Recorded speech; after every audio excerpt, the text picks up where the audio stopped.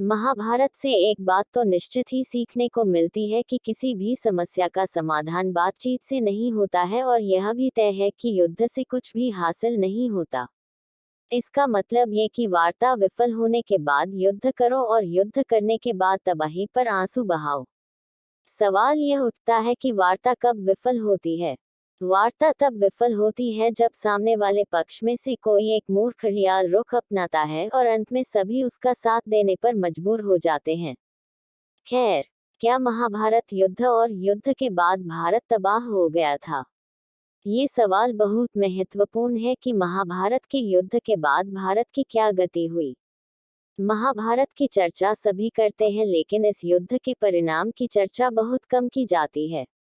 इस युद्ध से संपूर्ण भारतवर्ष पर क्या प्रभाव पड़ा इसकी चर्चा बहुत कम ही की जाती है। तो आज हम इसका विश्लेषण करते हैं। कौरव पांडवों की सेनाओं की जनसंख्या। श्री कृष्ण की एक अक्षौहिणी नारायणी सेना मिलाकर कौरवों के पास 11 अक्षौहिणी सेना थी तो पांडवों ने 7 अक्षौहिणी सेना एकत्रित कर ली थी। इस तरह सभी महारथियों की सेनाओं को मिलाकर कुल 45 लाख से ज्यादा लोगों ने इस युद्ध में भाग लिया था। उस काल में धरती की जनसंख्या ज्यादा नहीं थी। यदि हम वर्तमान समय की 7 अरब जनसंख्या से तुलना करें तो आज विश्व की सभी सेनाएं मिलकर 1 करोड़ होगी। लेकिन उस काल में जनसंख्या इतनी नहीं थी। 1947 के पहले भारत की जनसंख्या लगभग 40 करोड़ के आसपास थी। 1650 में ईस्वी में संपूर्ण धरती की जनसंख्या लगभग 50 करोड़ थी। इस प्रकार यदि हम और पीछे जाएंगे तो धरती की जनसंख्या इससे भी आधी थी। तब क्या हम यह अनुमान लगा सकते हैं कि 3112 ईसा पूर्व धरती की जनसंख्या कितनी रही होगी? अनुमान ज्ञान नहीं होता, ये वास्तविकता के करीब हो सकता है और नहीं भी। लेकिन यदि 1 करोड़ लोगों ने युद्ध में भाग लिया होगा तो निश्चित ही कम से कम भारत की जनसंख्या 5 से 6 करोड़ के बीच तो रही होगी, क्योंकि तब आज जीतने शहर या गांव नहीं थे। युद्ध में मारे गए थे सभी, बचे थे मात्र 45 लाख की सेना के बीच महाभारत का युद्ध 18 दिनों तक चला और इस युद्ध में कुल 18 योद्धा ही जीवित बचे थे। महाभारत के युद्ध के पश्चात कौरवों की तरफ से 3 और पांडवों की तरफ से 15 यानी कुल 18 योद्धा ही जीवित बचे थे, जिनके नाम है कौरव के कृतवर्मा, कृपाचार्य और अश्वत्थामा, जबकि पांडवों की ओर से युयुत्सु, युधिष्ठिर, अर्जुन, भीम, नकुल, सहदेव, कृष्ण, सात्यकी आदि। हालांकि इतिहास के कुछ पन्नों के अनुसार महाभारत के युद्ध में 39,40,000 योद्धा मारे गए। अब आप सोचिए कि 6 करोड़ की आबादी में आधी तो महिलाएं होगी यानी कि करीब 2.5 करोड़ महिलाएं। अब बचे 2.5 करोड़ पुरुष जिसमें से लाखों तो बच्चे होंगे। मतलब ये युद्ध बूढ़े और जवानों ने ये लड़ा। उनमें से कुछ जवान तो उनके पुत्र ही थे जिनको कोई पुत्र नहीं हुआ था। कौरव पक्ष, कौरवों की ओर से दुर्योधन व उसके 99 भाइयों सहित भीष्म, द्रोणाचार्य, कर्ण, मद्रनरेश, शल्य, भूरिश्रवा, अलम्बुश, कलिंगराज, श्रुतायुध, शकुनी, भगदत्त, जयद्रथ, विंद अनुविंद, काम्बोजराज, सुदक्षिण और बृहद्बल आदि और उनके पुत्र पौत्र युद्ध में शामिल थे जो सभी मारे गए। कौरवों के कुल का नाश हो गया। कौरव वंश का एकमात्र युयुत्सु ही बचा था। पांडव पक्ष, पांडवों की ओर से अभिमन्यु, घटोत्कच, विराट, द्रुपद, धृष्टद्युम्न, शिखंडी, पांड्यराज, कुंतीभोज, उत्तमौजा, शैब्य और अनुपराज नील आदि सहित पांडवों के लगभग 50 पुत्र भी युद्ध मारे गए थे। पांडव वंश में अर्जुन के पुत्र अभिमन्यु की पत्नी के उत्तरा के गर्भ में पल रहा उनका एकमात्र पुत्र बचा था जिसे श्री कृष्ण ने बचाया था। इसका नाम परीक्षित था। पांडव युद्ध जीतने के बाद भी हार ही गए थे क्योंकि फिर उनके पास कुछ भी नहीं बचा था। प्रत्येक पांडव के 10 to 10 पुत्र थे लेकिन सभी मारे गए। यादव पक्ष, श्री कृष्ण की नारायणी सेना और कुछ यादव युद्ध में और बाद में गांधारी के शाप के चलते आपसी युद्ध में श्री कृष्ण के कुल का नाश हो गए।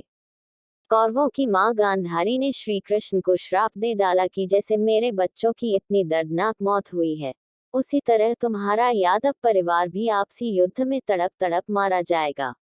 अन्य राजाओं का पक्ष, इस तरह हमने देखा कि इस युद्ध में कई पितामह, पिता और पुत्रों ने एक साथ भाग लिया था जिसके चलते 3 पड़ी एक साथ खत्म हो गई थी। कौरवों और पांडवों के इस महामरण युद्ध में सिर्फ उनका ही वंश नष्ट नहीं हुआ, भारतवर्ष के कई राज्यों के राजाओं का वंश और उनकी सेनाओं का भी नाश हो गया था। इस युद्ध में देश विदेश के लाखों राजाओं, महाराजाओं और सैनिकों ने भाग लिया था। बिखर गया था भारत। हम लिख आए हैं कि किस तरह 3 पीढ़ी समाप्त हो गई थी। ऐसा में लाखों महिलाएं भरी जवान में विधवा हो गई थी। लाखों महिलाओं के समक्ष पुरुषों का संकट खड़ा हो गया था, अर्थात उनके विवाह के लिए पुरुषों का होना भी तो जरूरी है। ये सिर्फ अनुमान ही लगाया जा सकता है, अनुमान ज्ञान नहीं होता, लेकिन ये तय है कि इससे समाज में एक धर्म संकट की स्थिति खड़ी हो गई थी। समाज का नेतृत्व करने वाला कोई नहीं था।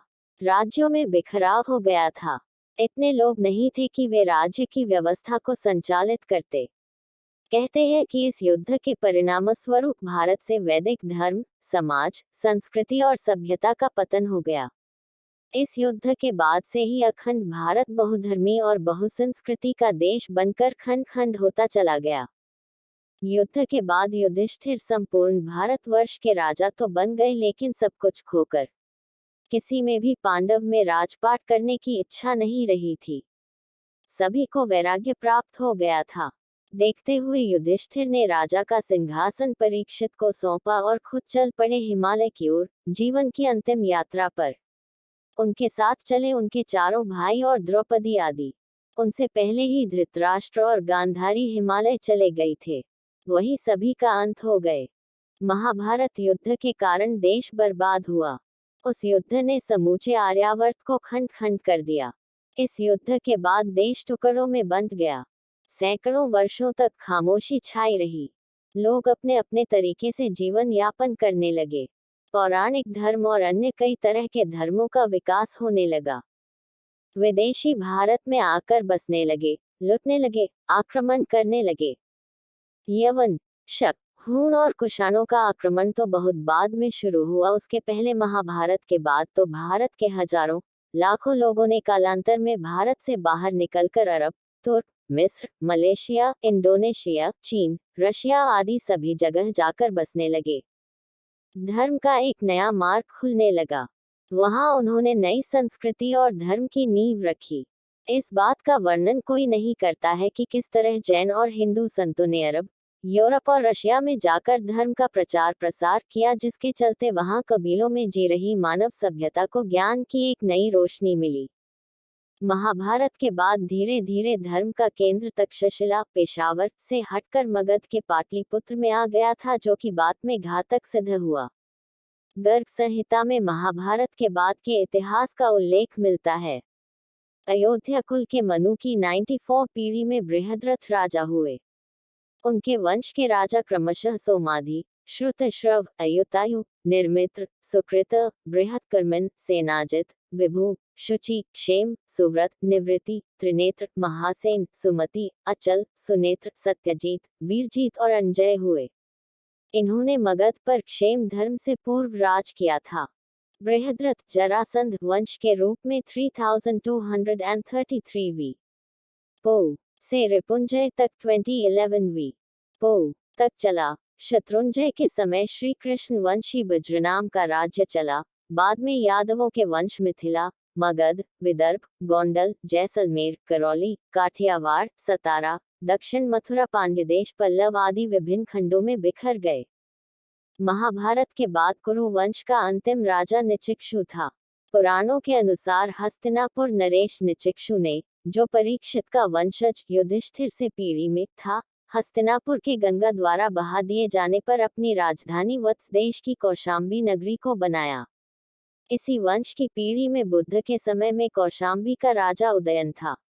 निचिक्षु और कुरुओं के कुरुक्षेत्र से निकलने का उल्लेख शांख्यान श्रोत सूत्र में भी है। शुनक वंशी प्रद्योत और उसके वशंधर नंदवर्धन